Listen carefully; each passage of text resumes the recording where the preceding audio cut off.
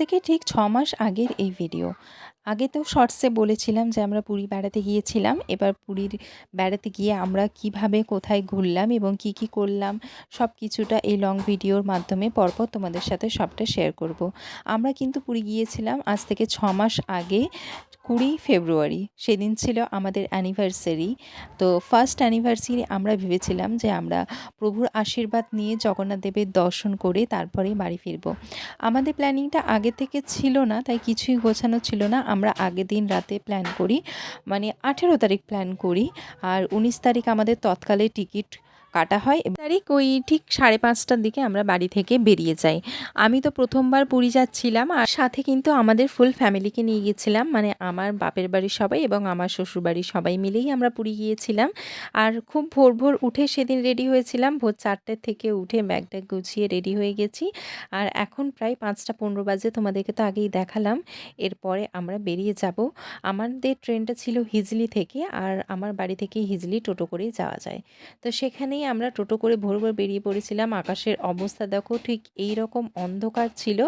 আর এদিকে আমাদের এখানে একটা সমস্যা হচ্ছে, এই যে হিজলির রেলগেট, এটা পড়লে মিনিমাম আধা ঘন্টা থেকে ১ ঘন্টার জন্য। তো এইটা খুব সমস্যাই হয়। তবুও আমরা একটু টাইম নিয়ে হাতে বেরিয়েছিলাম, তবুও লেট করে ফেলেছি। এদিকে তো টেনশন হচ্ছে যে আমরা আদৌ ট্রেনটা পাবো কি না, কারণ এই গেটটা ভীষণই একটা সমস্যার বিষয়। এই গেটটা পেরোতে গেলে সবাই প্রায় ভয় পায়। আমরা এদিকে পৌঁছে গেছি স্টেশনে। আমাদের ট্রেন ছিল ৬টার সময়, আর এদিকে কিন্তু তখন সকাল হয়ে গেছে। ট্রেনও যথাসময়ে স্টেশনে এসে উপস্থিত হয়েছে। আমরা কিন্তু ব্যাগপত্র নামিয়ে এরপর চলে যাচ্ছি প্ল্যাটফর্মের ভেতর। আর গিয়ে বয়স্ক মানুষদেরকে নিয়ে ট্রেনে উঠতে একটু সমস্যাই হয়, তোমরা তো জানোই ওদের হাঁটুতে পায়ে একটু সমস্যা আছে, সেই কারণে হাঁটতেও একটু সময় লাগে। তো যাই হোক, আমরা ঠিক টাইমেই ট্রেনে উঠে পড়েছি এবং আমরা ওঠার পরেই ঠিক ১ সেকেন্ডের মধ্যেই ট্রেনটা ছেড়ে দিয়েছে। তার মানে আরেকটু লেট হলেই কিন্তু আমরা ট্রেনটা মিস করতাম। যাই হোক, সেটা তো হয়নি। এখন ট্রেনের পাশে দাঁড়িয়ে আমি ভিউটা এনজয় করতে করতে একটুখানি যাচ্ছি, তারপর সিটে গিয়ে বসবো। আমাদের স্লিপার বুক করা ছিল, সেই কারণে কোনো অসুবিধাই নেই। যেহেতু এটা ছিল আমার প্রথম পুরী জার্নি, আর আমি ভাবতেও পারিনি যে আমি পুরী যেতে পারবো বলে। যেতাম হয়তো একদিন, কিন্তু এত তাড়াতাড়ি সেটা হয়ে উঠবে একদমই ভাবিনি। তো যাই হোক, ভগবান আমাদেরকে নিশ্চয়ই ডেকেছেন, কারণ ওনার ইচ্ছা ছাড়া কিন্তু ওনার দর্শন কেউ পায় না। তো যাই হোক, উনি আমাদেরকে ডেকেছেন, ওনার ইচ্ছা হয়েছে, তাই আমরা আজকে চললাম পুরীর উদ্দেশ্যে। তো ট্রেনের দাঁড়িয়ে কিছুক্ষণ এই ভিউটা নিচ্ছিলাম। আমার ভীষণ এক্সাইটমেন্ট হচ্ছিল, ভীষণ এনজয় করছিলাম ব্যাপারটা। আর আজকে যেহেতু আমার অ্যানিভার্সারি ছিল, সেই জন্য ভীষণ খুশিও ছিলাম। আর এদিকে ঘড়িতে এখন বাজে প্রায় 6:30। আমরা কিন্তু অনেকটা পথ চলেও এসেছি। 6টার সময় আমাদের ট্রেন ছেড়েছে। আমাদের ট্রেন থেকে নামার কথা ছিল তো 12টায়, কিন্তু কটার সময় নেমেছি সেটা তোমাদেরকে পরে জানাচ্ছি। আর এদিকে ও তো ঘুমে অস্থির হয়ে যাচ্ছে। ওর যেহেতু ঘুম হয়নি, ভোর 4টা থেকে তুলে দিয়েছি। ট্রেনে উঠে শুধুই হাই তুলে যাচ্ছে। আমরা কিছুক্ষণ এখানে দাঁড়ানোর পর তারপর চলে গেলাম আমাদের সিটে। আমরা বাড়ি থেকে কিছু খাবারপত্র নিয়েই এসেছিলাম, কারণ ট্রেনে উঠে আমরা কিছু খেয়ে নেব। সকালে তো কিছু খেয়ে বেরোতে পারিনি। বাড়ি থেকে আমরা কিছু খাবার নিয়ে এসেছিলাম, যেমন রুটি, আলু ভাজা, মুড়ি, শসা, গাজর, ছুরি, এসব কিছু তো ছিলই। চানাচুর টানাচুর দিয়ে সবাই মিলে মাখিয়ে খাচ্ছিলাম। তো এই খাওয়া দাওয়া সবাই মিলে বসে একসাথে, এর মজাটা তো একদমই আলাদা, একদম পিকনিক পিকনিক ফিল হচ্ছিল। এখানে আমরা সবাই মিলে বসে আমাদের প্রথমে মুড়ি, আলু ভাজা, শসা, গাজর এসবগুলো খেয়ে নিলাম। আচ্ছা, এতক্ষণ ধরে তো আমি বলছিলাম যে আমি কতটা খুশি, কিন্তু তোমাদের এই কথাটাও বলি যে আমার বাড়ির লোক কতটা খুশি। আসলে ওদের যতটা বয়স হয়ে যাচ্ছে না, ততটাই ওরা নিজেদেরকে ঠিক একটা কোণে যেন ফেলে রেখেছে। তাই একটুখানি বাইরে বেরোতে পারলে ওরা কিন্তু খুব খুশি হয়। আর বাবা মার মুখে হাসি দেখে তো আমার খুবই ভালো লাগছিল। অনেক দিন পর হঠাৎ করেই বাড়ি থেকে ঘুরতে বেরিয়ে গেলে যেমন আমাদের বাচ্চাদের মনটাও ছটফট করে ওঠে, বড়দের মনটাও কিন্তু ঠিক তেমনই হয়। আসলে বয়স যখন হয়ে যায় মানুষ, তো তখন বাচ্চাদের মতনই হয়ে যায়। তাই ওরাও খুব খুশি ছিল। যাই হোক, আমরা এখানে সকালে ব্রেকফাস্ট করে তারপর না একটুখানি ঘুমিয়ে নেওয়ার প্ল্যান করছিলাম। আর আমি কেন সোয়েটার পরেছিলাম জানো? তখন তো ফেব্রুয়ারি মাস, একটু একটু ঠান্ডাও ছিল, আর আমার একটুতেই বেশি ঠান্ডা লাগে।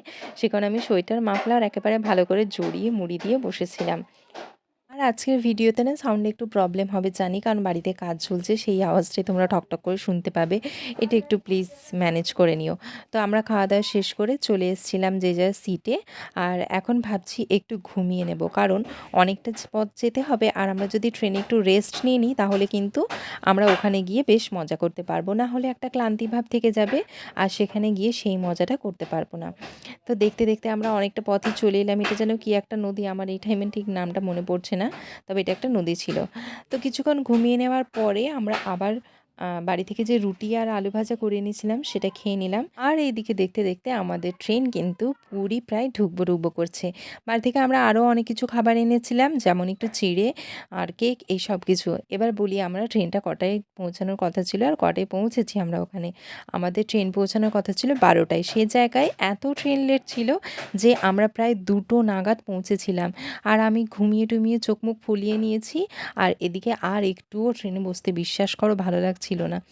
যাই হোক, এইভাবে আমরা পৌঁছে গেলাম পুরী স্টেশনে। আবার কিছু অল্প খাওয়া দাওয়া করে নিলাম।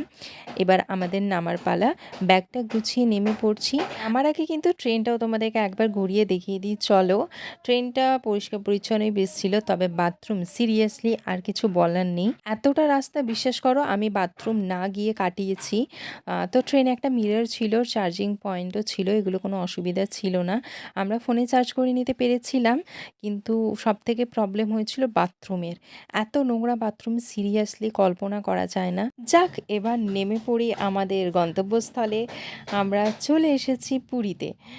আমার জীবনে প্রথমবারের জন্য পুরী দর্শন, ভগবানের নাম নিয়ে আমরা নেমে পড়ছি।